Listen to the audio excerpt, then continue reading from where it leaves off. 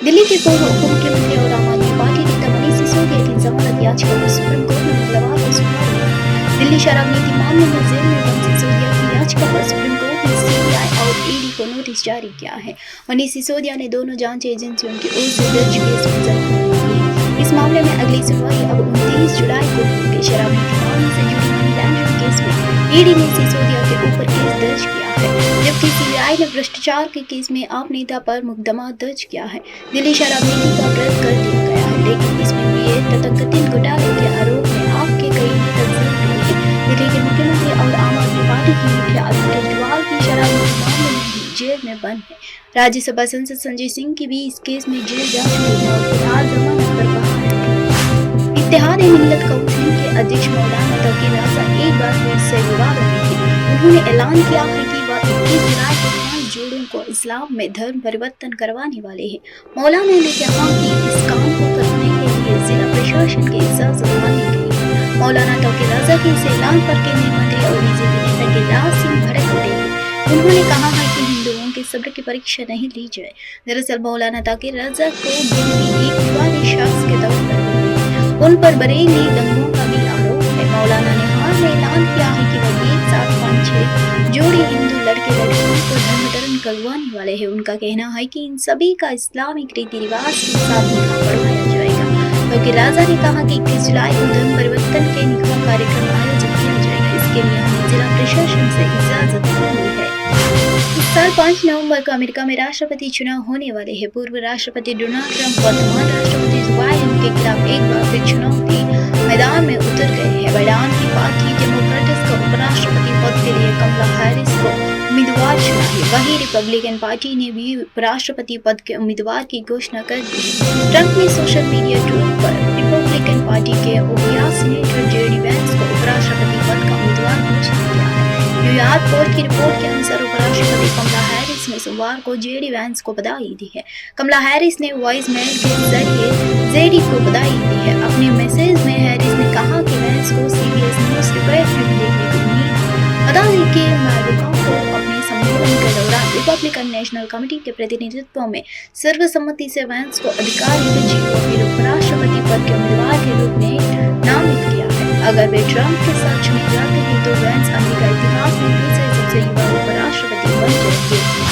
लोकसभा चुनाव में अशतीत परिणाम नहीं मिलने से चिंतन में डूबे बसपा नेता रज़ाक खेमी की चिंता को 7 राज्यों की 13 सीटों पर हुए उपचुनाव के परिणामों ने और बढ़ा दिया है। सबसे बड़े राज्य उत्तर प्रदेश में 10 विधानसभा सीटों पर उपचुनाव होने हैं। अभी इनमें से 5 सीटें रज़ाक तो 5 सपा की। अब बसपा के सामने यहाँ बेहतर प्रदर्शन कर संगठन को लोकसभा चुनाव में हुए नुकसान की हताशा से उबारने की बड़ी चुनौती है, तो सीटों के समीकरण उतने ही जटिल भी है। उत्तर प्रदेश की फूलपुर, खेत, गाजियाबाद, मंझवा, मीरापुर, मिल्कीपुर, करहल, कचहरी और कुंडल की विधायक इस बार लोकसभा चुनाव जीतकर संसद बन गए।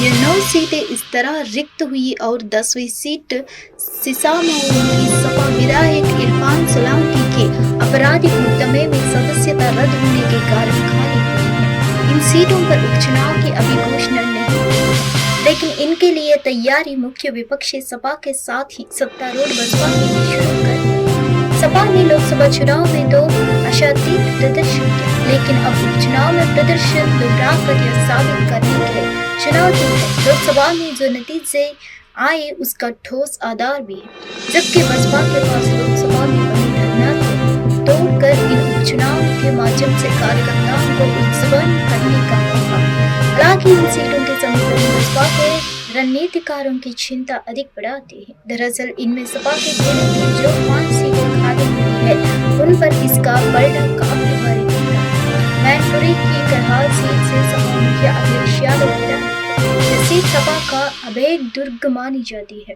मुरादाबाद की कुंदर की सीट से जियाउद्दीन रहमान वर्ग विधायक थे और वह संसद है, लेकिन यह मुस्लिम बहुल सीट सपा के कब्जे से छीनना आसान नहीं होता है।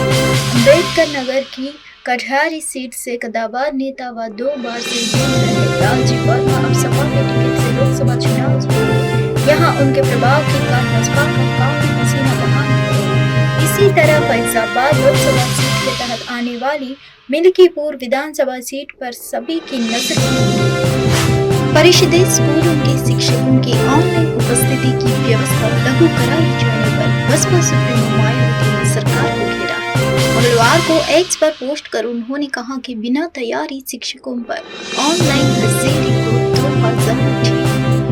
परिषदीय स्कूलों में बुनियादी सुविधाओं की काफी कमी है। शिक्षकों के भी बड़ी संख्या में पद खाली। ऐसे में पहले शिक्षकों के खाली पद भरे जाए और बुनियादी सुविधाएं उपलब्ध कराई जाए ताकि अच्छी गुणवत्ता की पढ़ाई सुनिश्चित हो सके। मायावती ने अपने पोस्ट में यह लिखा है कि सरकारी स्कूलों में जरूरी बुनियादी सुविधाओं का घोर अभाव होने के कारण वहां बदहाली की शिकायतें आम है, जिस पर समुचित बजटीय प्रावधान करने उन्होंने गंभीर समस्याओं का उचित हल करने के बजाय सरकार उस पर से ध्यान बांधने के लिए केवल दिखावटी कार्य किया जा रहा है।